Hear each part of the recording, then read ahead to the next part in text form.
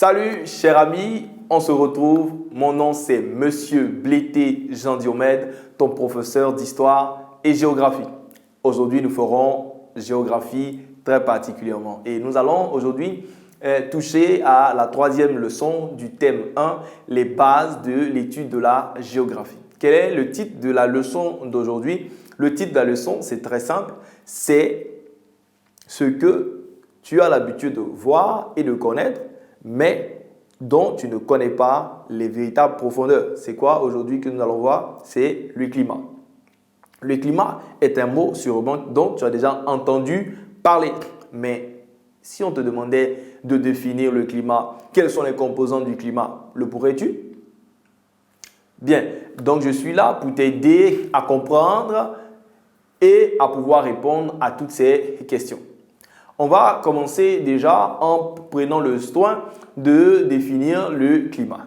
Donc, en introduction, nous allons dire que le climat est l'ensemble des types de temps qui se succèdent dans une région donnée. Je reprends en disant que le climat est l'ensemble des types de temps qui se succèdent dans une région donnée sur une longue période.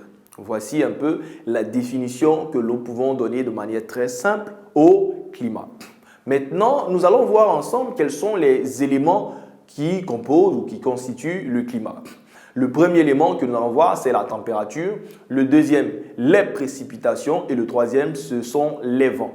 Donc, voici trois éléments qui caractérisent le climat dans une région. Le climat est caractérisé premièrement par la température.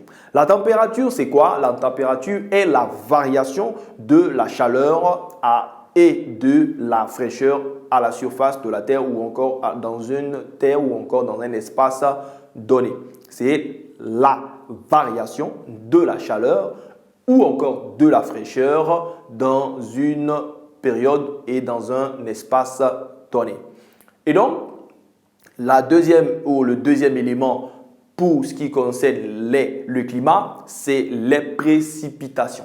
C'est quoi les précipitations? Les précipitations, c'est tout simplement ce qui représente la quantité d'eau, ou encore ça peut être de la neige, la quantité d'eau qui tombe en un lieu donné sur une période précise. Les précipitations, c'est la quantité de neige ou de pluie qui tombe dans une région donnée sur une période très précise. Voici la définition que nous pouvons donner ensemble aux précipitations. Et puis, le troisième élément dont nous allons parler, c'est le vent. Le vent, c'est quoi? Le vent, c'est, on va dire, c'est l'air qui se déplace. Donc, c'est un mouvement d'air.